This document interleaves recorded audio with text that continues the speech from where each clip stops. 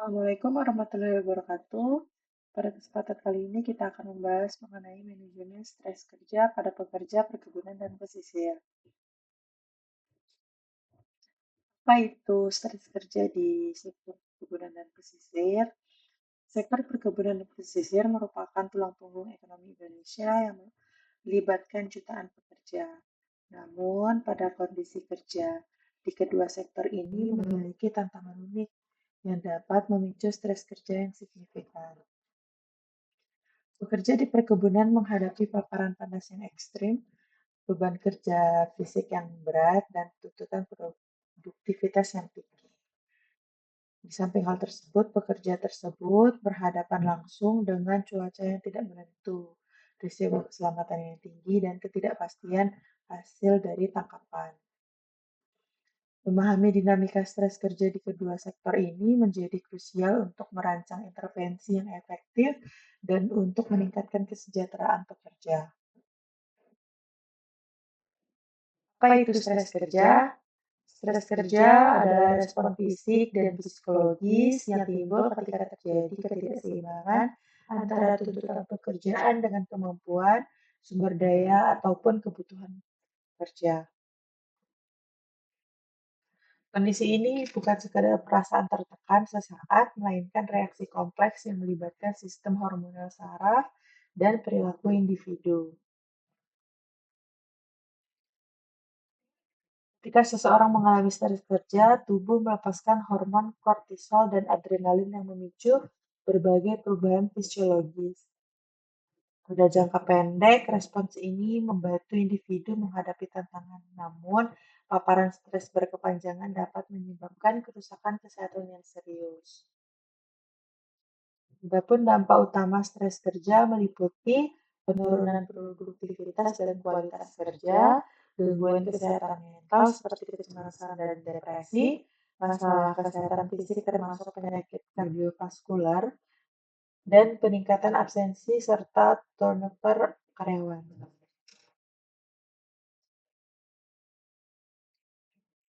Ada dua jenis stres kerja, yaitu stres akut dan burnout yang biasa dikenal dengan kelelahan kronis. Kita akan bahas satu persatu, yaitu tentang stres akut. Stres ini merupakan reaksi sementara dan intens terhadap tekanan kerja yang spesifik. Hal ini ditandai dengan peningkatan mendadak hormon adrenalin dan kortisol. Sebagai contoh, deadline mendesak, presentasi penting, atau konflik tiba-tiba dengan rekan kerja. Karakteristiknya yaitu berlangsung dalam waktu yang singkat, gejala fisiknya bisa jantung berdebar dan berkeringat, dan dapat diatasi dengan coping segera. Untuk kelelahan kronis atau burnout, merupakan kondisi kelelahan fisik, emosional, dan mental yang berkepanjangan akibat stres kerja yang tidak teratur.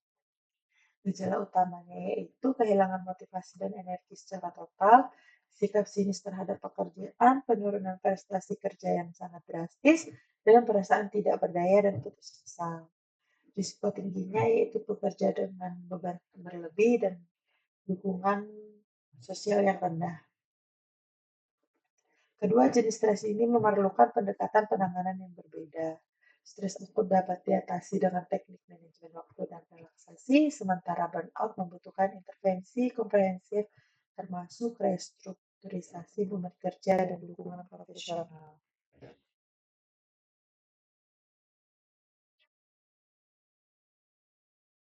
Paparan panas dan beban berat memicu stres.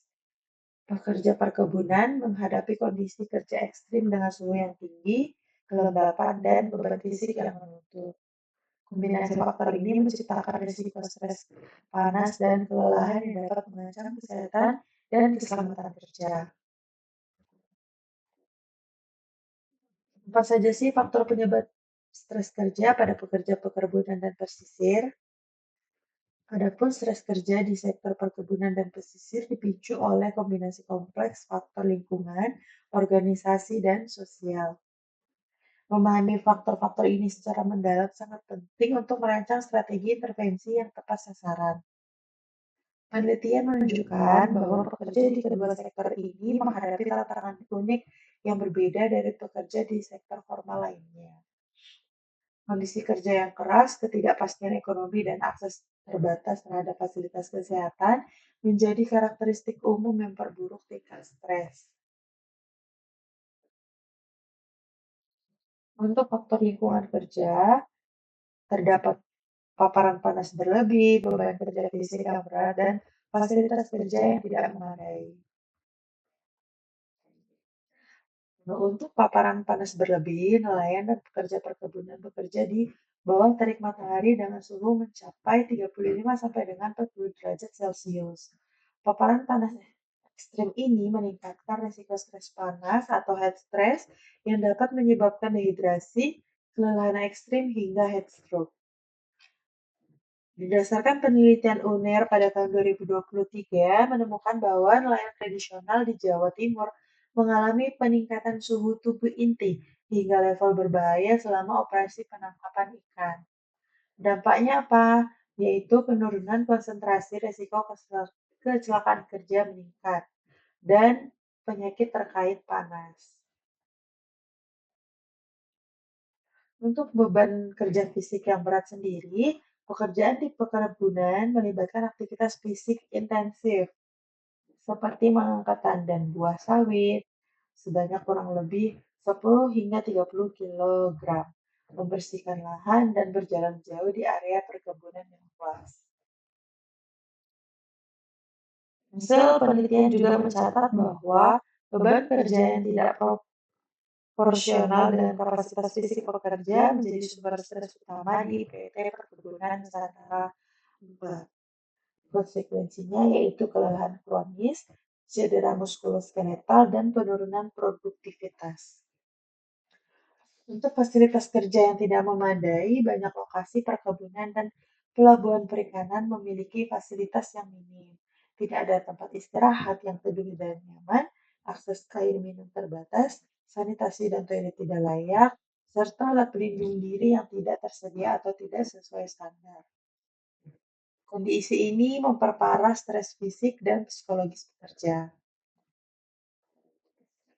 Selanjutnya yaitu faktor organisasi dan sosial, konflik kerja dan kurangnya dukungan sosial.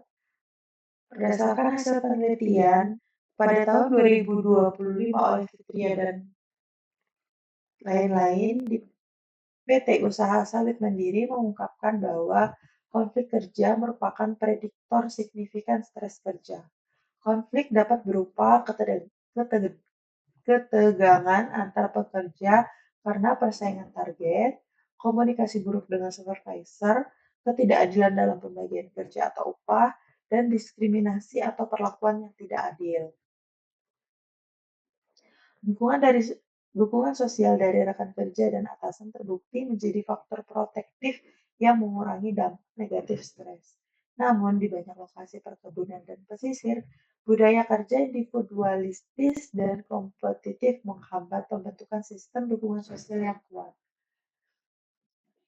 Ketidakjelasan peran dan perubahan organisasi mengidentifikasi beberapa faktor organisasi yang memicu stres berdasarkan hasil penelitian pada tahun 2025, yaitu ambiguitas peran, yaitu tanggung jawab tidak jelas, tumpang tindih tugas. Kemudian perubahan yang cepat, yaitu reorganisasi, pergantian manajemen, atau perubahan sistem kerja tanpa sosialisasi yang memadai. Selanjutnya, ketidaknyamanan kerja, status kontrak tidak jelas, ancaman PHK, atau ketidakpastian pendapatan, khususnya pada nelayan. Dan yang terakhir yaitu kurangnya otonomi. Artinya, tidak ada kontrol atas cara kerja ataupun jadwal dari pekerjaan tersebut. Faktor-faktor ini menciptakan ketidakpastian yang memicu kecemasan dan stres yang berkelanjutan.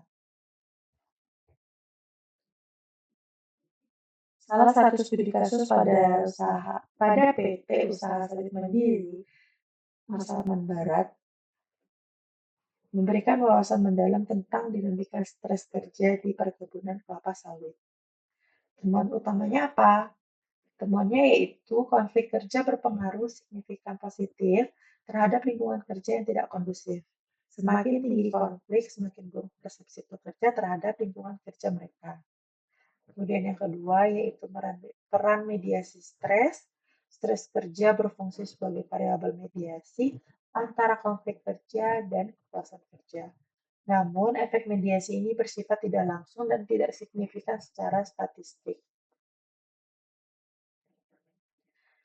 Dan yang terakhir yaitu implikasi manajerial.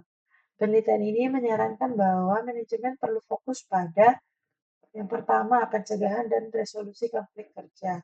Kemudian perbaikan lingkungan kerja fisik dan psikososial. Dan yang terakhir, sistem komunikasi yang lebih terbuka. Konflik kerja yang tidak dikelola dengan baik akan menciptakan lingkungan kerja yang toksik, memicu stres, dan akhirnya menurunkan kepuasan serta produktivitas pekerja.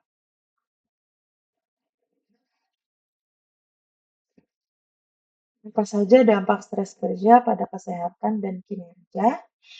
Stres kerja yang tidak terkelola dengan baik memiliki konsekuensi serius terhadap kesehatan individu dan kinerja organisasi.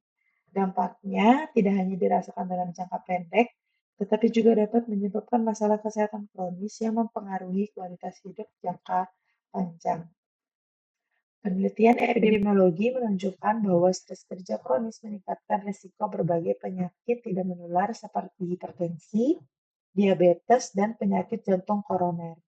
Dari perspektif organisasi, stres kerja mengakibatkan kerugian ekonomi signifikan melalui penurunan produktivitas, biaya kesehatan, dan tingginya angka turnover. Dampak fisik dan psikologis.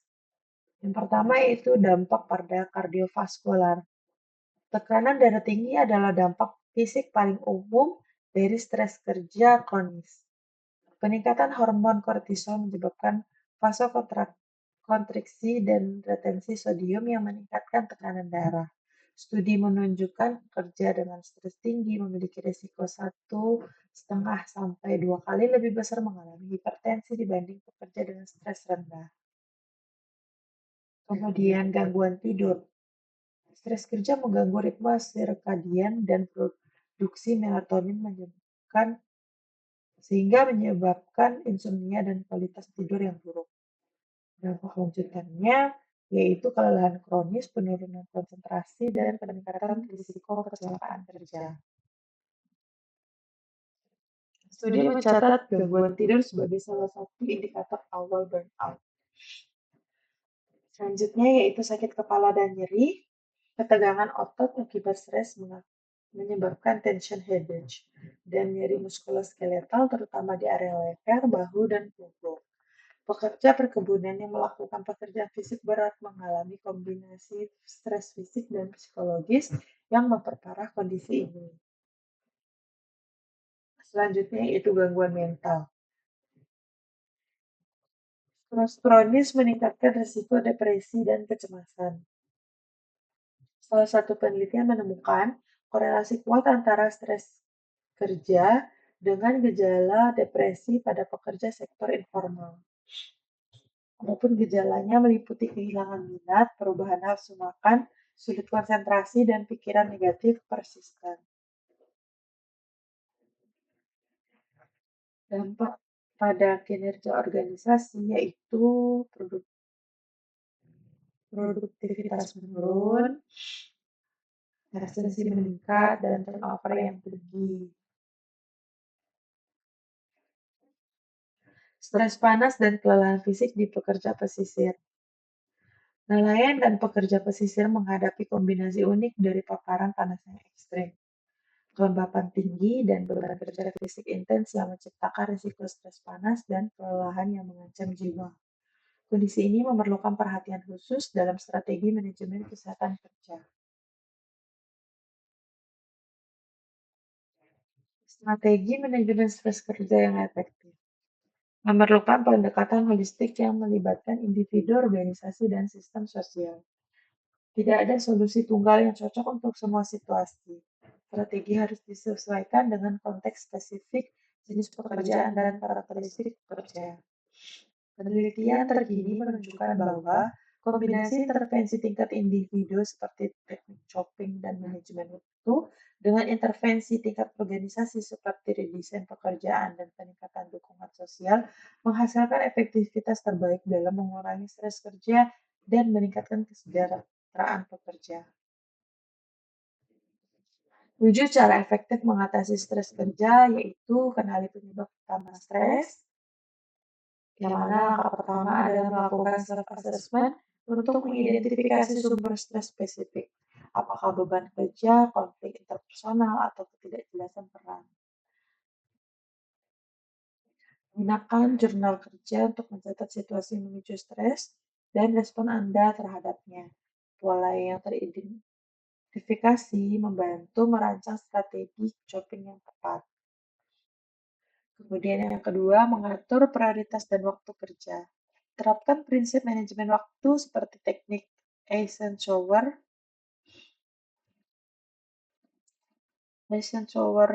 Eisenhower Matrix, membedakan tugas urgent versus penting atau Pomodoro. Siklus kerja fokus 25 menit. Buat daftar prioritas harian yang realistis, hindari multitasking berlebih yang justru menurunkan efisiensi dan meningkatkan stres. Pelajari teknik relaksasi. Praktekkan teknik berbasis bukti seperti pernafasan diafragma, tarik nafas dalam 4 hitungan, tahan 4 hitungan, buang 6 hitungan. Progressive musculus relaxation, tegangkan dan lepaskan kelompok otot secara berurutan. Mindfulness meditation, fokus pada momen sekarang tanpa judgement.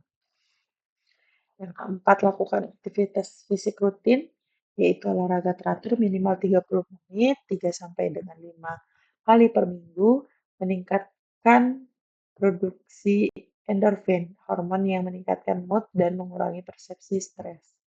Pilihannya bisa dengan jalan cepat, bersepeda, berenang, atau yoga. Bahkan aktivitas ringan seperti peregangan di sela kerja membantu mengurangi ketegangan. Selanjutnya yaitu membangun ketahanan mental. Kembalikan resiliensi melalui reframing kognitif. Ubah perspektif terhadap situasi stres. Fokus pada aspek yang tidak bisa dikontrol. Ulangi, fokus pada aspek yang bisa dikontrol. Fokus dari pengalaman stres sebelumnya. Ulangi, belajar dari pengalaman stres sebelumnya. Terapkan ekspektasi yang realistis. Kemudian yang keenam, membangun hubungan positif. Investasikan waktu untuk membangun dukungan sosial di tempat kerja. Hubungan positif dengan rekan dan atasan berfungsi sebagai buffer terhadap stres. Ikut serta dalam kegiatan tim, tunjukkan empati dan tawarkan bantuan kepada rekan yang membutuhkan. Dan yang terakhir yaitu membicarakan masalah. Jangan memendam stres sendirian. Berbagi dengan orang terpercaya, keluarga, teman, ataupun yang profesional. Membantu melepaskan beban emosional dan mendapat perspektif baru. Jika stres parah dan berkepanjangan, pertimbangkan konseling profesional atau program Employee Assistance Program atau EAP jika tersedia. Manajemen waktu dan komunikasi. Manajemen waktu yang baik merupakan pengelolaan waktu yang efektif sebagai kunci mengurangi beban kerja berlebih dan mencegah stres. Prinsip-prinsip manajemen waktu yang terbukti efektif meliputi perencanaan harian, yaitu mengalokasikan waktu untuk setiap tugas di awal hari, batasan waktu tetapkan deadline realistis untuk setiap aktivitas, mendelegasikan jika memungkinkan, bagikan tugas dengan rekan, dan hindari prokrastinasi dengan memulai tugas sulit lebih dahulu saat energi tinggi dan waktu buffer. Sisakan waktu cadangan untuk hal kecil juga. Komunikasi terbuka dan sehat, yaitu menekankan pentingnya membangun komunikasi yang konstruktif di tempat kerja sebagai strategi preventif stres. Komunikasi yang baik meliputi assertiveness, ekspresikan kebutuhan dan batasan dengan jelas tanpa agresi. Kemudian active listening, dengarkan rekan dan atasan dengan empati. Kemudian feedback konstruktif, memberikan dan menerima kritik secara profesional. Kemudian transparansi, mengkomunikasikan kendala atau masalah lebih awal. Dan yang terakhir yaitu regular check-in. Adakah pertemuan rutin untuk klarifikasi ekspektasi? Komunikasi terbuka mencegah miskomunikasi yang sering menjadi sumber konflik dan stres di tempat kerja. Selanjutnya, studi kasus pada PT Perkebunan Nusantara 4, Medolina Perbaungan. Pada penelitian ini, di PT Perkebunan Nusantara 4 memberikan bukti empiris tentang pentingnya keseimbangan beban kerja dan kualitas fasilitas dalam mendukung kinerja optimal karyawan perkebunan.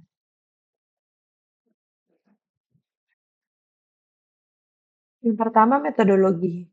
Studi kuantitatif dengan sampel karyawan tetap di PTPN 4 menggunakan analisis regresi untuk menguji pengaruh beban kerja dan fasilitas terhadap kinerja. Kemudian temuan kuncinya baik beban kerja maupun fasilitas kerja menunjukkan pengaruh positif signifikan terhadap kinerja karyawan dengan tingkat signifikansi p-value kurang dari 0,05. Kemudian interpretasinya dengan kinerja optimal tercapai ketika beban kerja sesuai dengan kapasitas dan didukung fasilitas memadai. Fasilitas yang baik mengurangi stres fisik dan meningkatkan efisiensi kerja. Kemudian rekomendasinya, manajemen waktu, manajemen perlu melakukan job analisis berkala, investasi, fasilitas kerja, dan sistem monitoring beban kerja untuk mencegah overload. Implikasi untuk manajemen stres, studi ini menggarisbawahi bahwa manajemen stres tidak bisa dipisahkan dari perbaikan kondisi kerja struktural. Intervensi individual seperti pelatihan chopping akan kurang efektif jika kondisi kerja fundamental atau beban kerja berlebih, fasilitas buruk tidak diperbaiki. Pendekatan terbaik adalah kombinasi perbaikan kondisi kerja objektif dengan cara meredesain job, upgrade fasilitas, kemudian meningkatkan kapasitas individu dengan cara pelatihan dan teknik manajemen stres. Kemudian yang terakhir, penguatan sistem dukungan organisasi dengan cara kebijakan work-life balance, employee wellness program. Adapun peran dukungan sosial dan lingkungan kerja yaitu dukungan supervisor.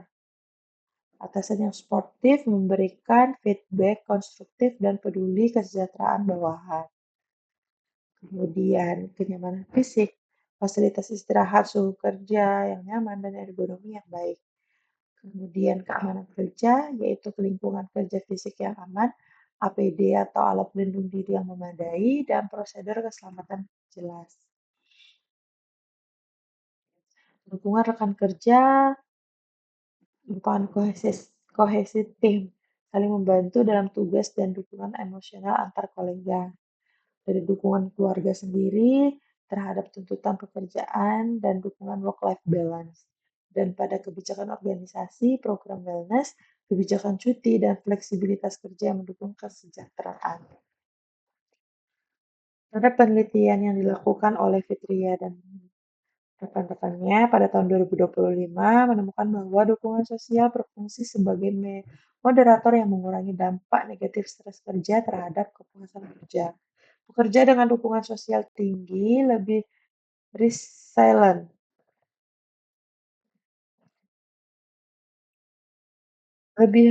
resilient terhadap stresor dan menunjukkan tingkat kepuasan kerja lebih tinggi meskipun menghadapi kondisi kerja yang sama. Lingkungan kerja yang aman dan nyaman tidak hanya penting untuk produktivitas, tapi juga untuk kesehatan mental pekerja. Investasi dalam perbaikan lingkungan kerja dan penguatan sistem dukungan sosial adalah strategi cost efektif untuk mengurangi stres dan meningkatkan retensi karyawan.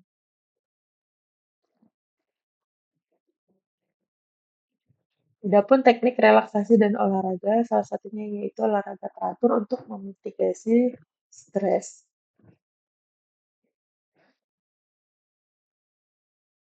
Penelitian yang dilakukan oleh UNEA pada tahun 2023 terhadap nelayan tradisional yang menunjukkan bahwa olahraga teratur memiliki efek protektif signifikan terhadap stres panas.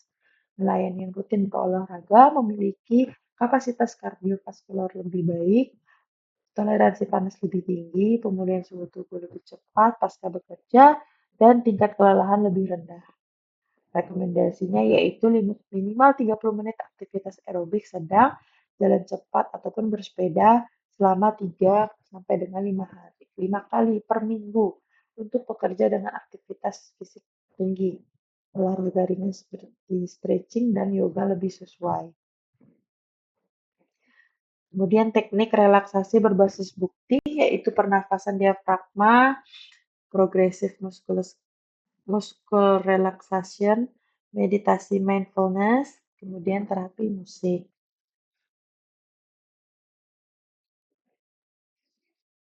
Rekomendasi dan implementasi manajemen stres.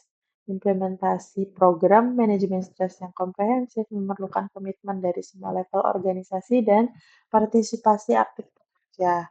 Pendekatan yang paling efektif mengintegrasikan intervensi di level organisasi, kelompok, dan individu.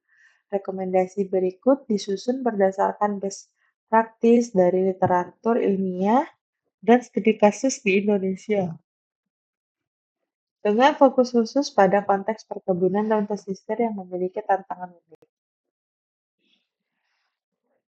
Rekomendasi untuk perusahaan perkebunan dan pesisir yaitu yang pertama penyediaan fasilitas kerja yang memadai. Kemudian program pelatihan manajemen stres dan kesehatan mental, dan yang terakhir memonitoring beban kerja dan rotasi tugas. Adapun rekomendasi tambahannya yaitu sistem komunikasi yang terbuka dan program kesejahteraan. Rekomendasi untuk pekerjanya, meskipun pekerjaan kondisi kerja struktural ada tanggung jawab organisasi, pekerja juga dapat mengambil langkah proaktif untuk mengelola stres mereka secara efektif. Yang pertama, kita harus mengenali terlebih dahulu tanda-tanda stres dan melakukan tindakan coping. Tanda fisiknya apa saja? Yaitu sakit kepala, ketegangan otot, gangguan tidur, dan perubahan nafsu makan. Tanda emosionalnya yaitu mudah marah, cemas berlebih, mood swing, dan kehilangan minat. Tanda perilakunya prokrastinasi, isolasi sosial, performance menurun. Kemudian bangun komunikasi dengan rekan dan atasan.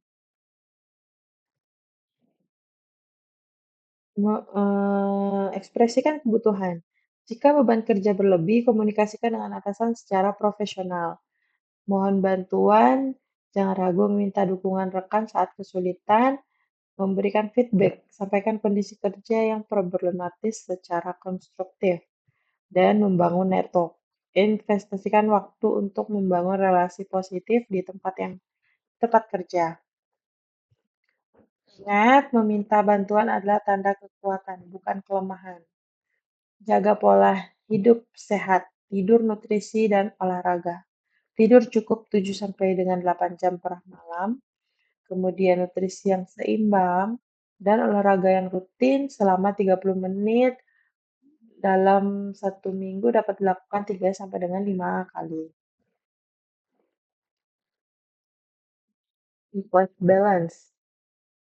Artinya yaitu pisahkan waktu kerja dan personal, hindari membawa pekerjaan pulang jika memungkinkan, luangkan waktu untuk hobi dan keluarga. Ini merupakan tips tambahan. Tips tambahan lainnya yaitu continuous learning, ikuti pelatihan atau workshop pengembangan diri, meningkatkan kompetensi, mengurangi kecemasan terhadap tuntutan kerja. Kemudian spiritual dan sosial.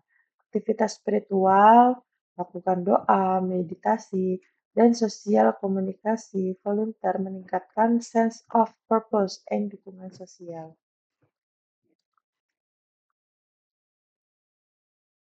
Sekian penjelasan pada perkuliahan kali ini terkait dengan manajemen stres kerja pada pekerja perkebunan dan pesisir.